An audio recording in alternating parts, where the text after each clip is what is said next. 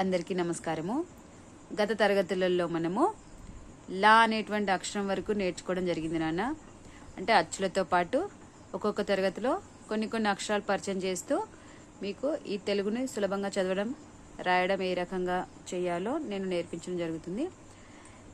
ఇంకా ఈరోజు లా తర్వాత వచ్చేటువంటి అక్షరము వా. ఈ వా అక్షరంతోని వచ్చేటువంటి పదాలను మనం ఇప్పుడు రాద్దాం. ఒకటి ఆవా, ఆవకాయ అంటాం కదా, ఆవా. తర్వాత వల, వల, మనం ఇంతకుముందు తరగతిలోనే నేర్చుకున్నాం, ఇది వల. తర్వాత వలన, నా వచ్చేసింది కదా, వలన. తర్వాత వనం, వనం అంటే తోట, అడవి అని కూడా వస్తుంది, వనం. దాని తర్వాత వరద, వరద, వరదలు. వర్షాలు ఎక్కువగా పడితే నీళ్ళు ఎక్కువైపోయి మన రోడ్డు పైన ఇళ్ళలో నిండిపోతుంది కదా, వరదలు వచ్చాయి అంటూ ఉంటాం, వరద. తర్వాత 100 రూపీస్, తెలుగులో ఏమంటాం, 100. 100 రూపీస్ అనమాట, 100 రూపాయలు, 100. తర్వాత వందనం, నమస్కారం. వందనం అంటే నమస్కారం. వంట, వంట చేస్తాం కదా, వంట.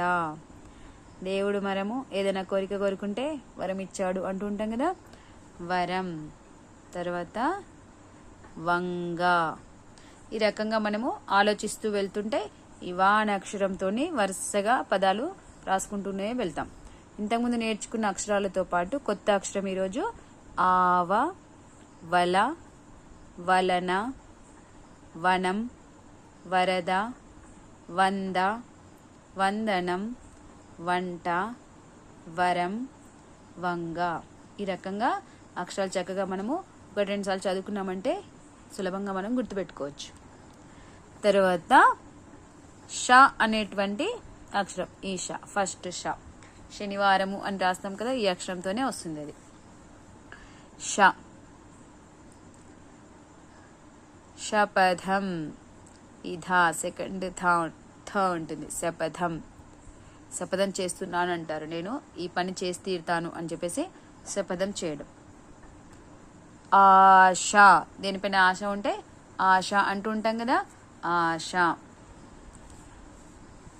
శంకర, శంకర, శంకర ఈశ్వరుడు. శనగ, శనగ, శనగలు, శనదాలు అంటారు కదా, శనగ. ఇంకొక పదము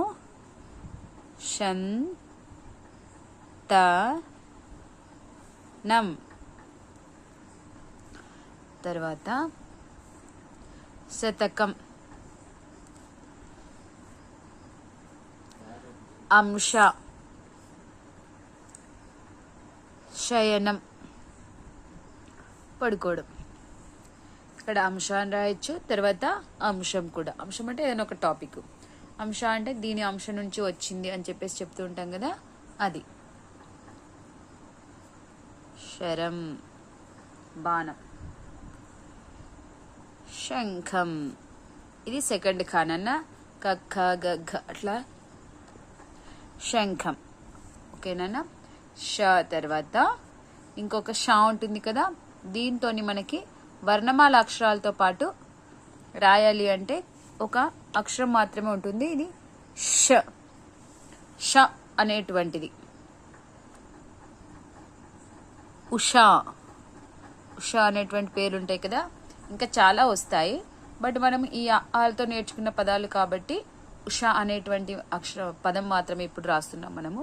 ఇంకా ముందు గుణింతాలు నేర్చుకున్న తర్వాత ఉషస్సు అలాంటివి చాలా వస్తాయి. షా అయిపోయింది కదా, ఇప్పుడు ఇంకా మనము షా తర్వాత సా, సా అనేటువంటి అక్షరంతో రాద్దాం. సా,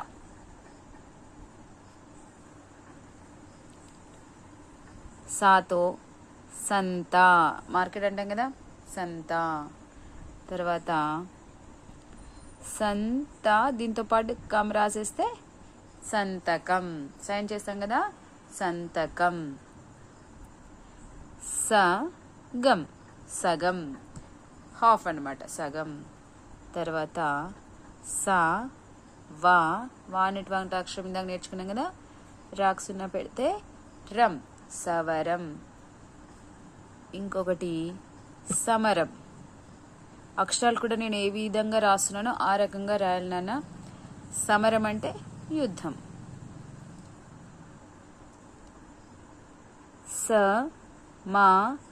యం, సమయం.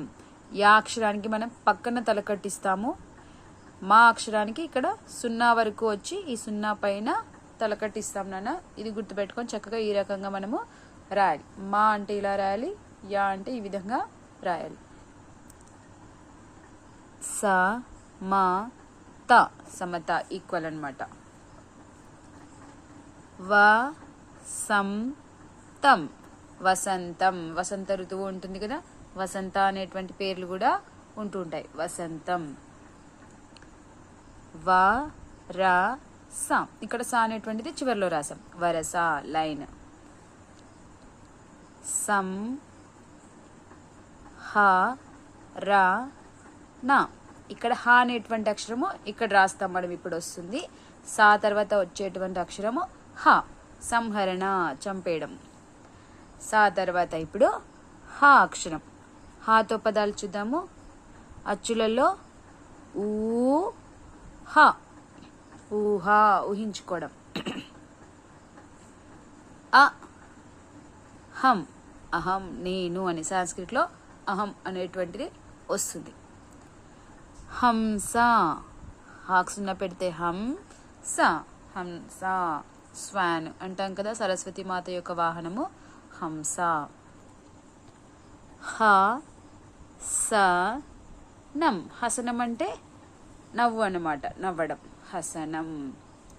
దీన్నే కొంచెం అటు ఇటుగా మారిస్తే సహనం, సహనం, ఓపిక, సహనం.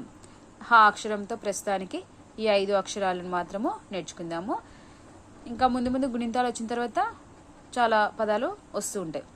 సా అయిపోయింది, హ. తర్వాత అళ, అళ అనేటువంటి అక్షరం ఉంటుంది. దాంతో కొన్ని పదాలు మాత్రమే ఉంటాయి కాబట్టి నేను తర్వాత తరగతులలో అవి నేర్పిస్తాను. ముఖ్యంగా వచ్చేటువంటిది క్ష, క్షతో వచ్చేటువంటి పదం ఇది క్ష. క్షతో చూడండి ఏవేవి వస్తాయో. అక్షరం, అక్షరం, లెటర్స్. తక్షణం, తక్షణం అంటే వెంటనే, తక్షణం రావాలి, తక్షణం చేయాలి అంటూ ఉంటాం కదా, తక్షణం. లక్ష, లక్ష, ల్యాక్, 1 lakh 2 lakh ఉంటుంది కదా, లక్ష. తర్వాత అక్షయ, పేర్లు. అక్షయ, గర్ల్స్ పేరు పెడుతూ ఉంటాం కదా.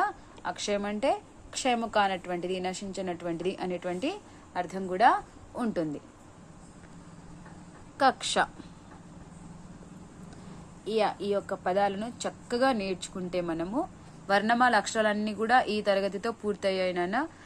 మీరందరూ కూడా ఫస్ట్ నుంచి ఒక్కొక్క అక్షరంతో మొదలయ్యేటువంటి పదాలన్నీ నేర్చుకుంటే పర్ఫెక్ట్గా అక్షరాల గుర్తింపు వస్తుంది.